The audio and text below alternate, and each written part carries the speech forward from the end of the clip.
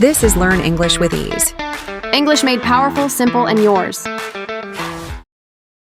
Welcome back to Learn English with Ease, everyone. I'm Jack, and today Emma and I are going to talk about one of the biggest hidden barriers that keeps English learners from speaking fluently, even after years of study. It's something that feels harmless, but it's secretly slowing your brain down, making your sentences clumsy and stealing your confidence. I'm talking about thinking in your native language before speaking English. You know exactly what I mean. You have a thought in your language, you translate it into English word by word, then you say it. And by the time you've finished, the conversation has already moved on, or you've lost that natural flow. I've met students who know thousands of English words but can't speak quickly because their brain is busy doing that silent translation. And here's the truth. If you're always thinking in your first language first, you'll always feel slow, unnatural, and hesitant in English. Today, we're going to show you how to break this habit. We'll talk about why it happens, how to retrain your brain, and give you simple but powerful exercises to help you start thinking in English, so your sentences come out smoothly, without that frustrating pause between thought and speech. This isn't just about speed, it's about freedom. The freedom to join a conversation without overthinking, to tell a story without freezing, and to finally feel like English is a natural part of you. So grab your tea, coffee, or even your favorite snack, settle in, and let's dive into how to stop translating and start living in English. Jack, I'm so glad you brought this up because this is one of the first things I notice when working with new students. I'll ask them a question, and before they answer, I can see their eyes look slightly up or to the side. That's the moment they're translating in their head. And when they finally speak, the sentence is correct, but there's no rhythm. It sounds mechanical. The thing is, it's not their fault. Our brains are wired to work with what's familiar, so of course we reach for our first language as the base for our thoughts. The problem is that languages don't match perfectly. Word order, idioms, cultural references, they all work differently. That's why literal translation often sounds strange. I once had a student from Korea who wanted to tell me she had been very busy, but she translated directly from Korean and said, "These days, my body is very heavy." Now, in Korean, that's a normal expression to mean you've been tired or overloaded, but in English, it sounds like you've physically gained weight or feel unwell. That's the danger of thinking in your own language. It makes you pick phrases that don't have the same meaning in English. And the more you do it, the harder it becomes to break the habit. Exactly, Emma. And you know there's also the time delay. Imagine you're in a group conversation and someone tells a joke. You get the joke in your own language, then you think of your answer, translate it, and by the time you speak, everyone's already moved on. You feel left out, and your confidence takes a hit. I've met learners who avoid speaking entirely in group settings just because of this delay. And here's something most people don't realize. The reason native speakers sound so fast isn't just because they speak quickly, it's because they're thinking in the language they're speaking. They're not doing a mental back and forth. And the good news is, this is a skill you can train. Think about it like moving to a new neighborhood. At first, you need a map for every step, but after a while, you just know the way. You don't stop at every corner to check directions. Thinking in English works the same way.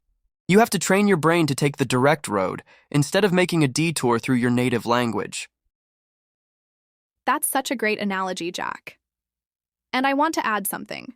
When you translate in your head, you're not just slowing yourself down, you're also missing out on developing a natural English voice. Every language has its own music. The rise and fall, the rhythm, the way certain words are stressed. If you're always building your sentences from your native language, you'll never fully capture that English music. And that's one of the main reasons native speakers sometimes feel a sentence is off, even if it's grammatically correct.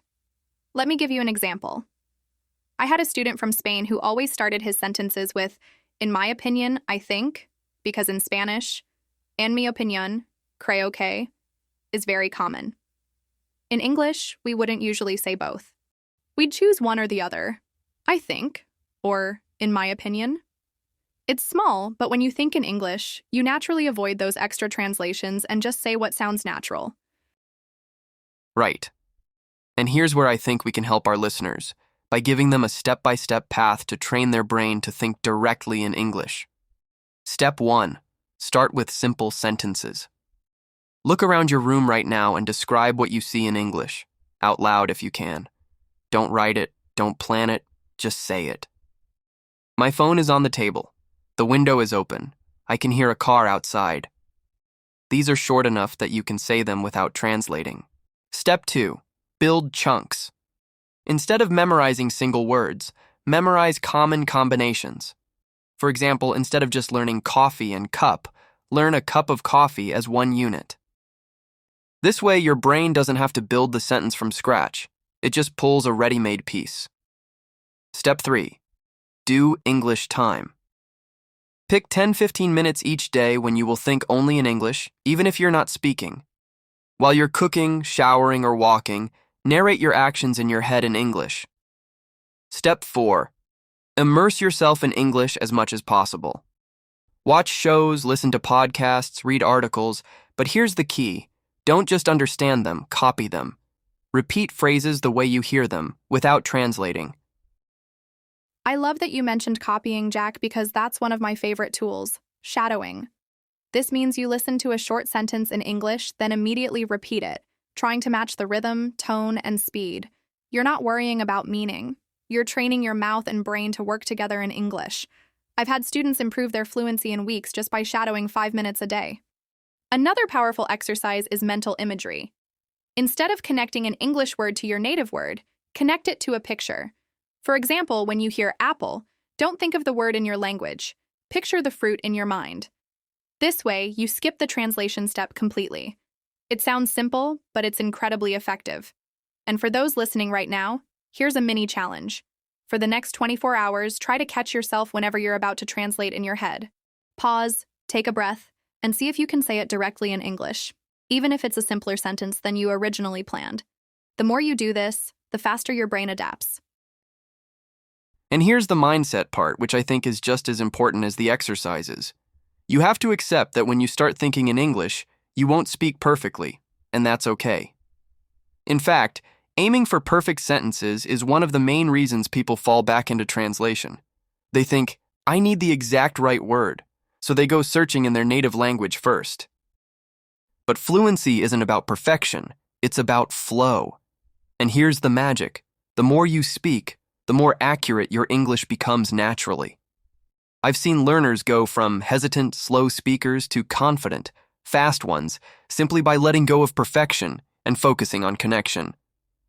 So if you take away one thing from today's episode, let it be this. Stop trying to build English on top of your native language like a translation machine. Build it directly in English, piece by piece, until it becomes the natural voice in your head. That's such a powerful reminder, Jack. And to our listeners, remember, this is a journey.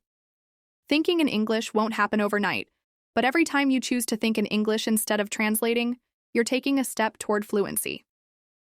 And we'd love to hear from you. Have you ever caught yourself translating in your head? What's the hardest part for you about thinking in English?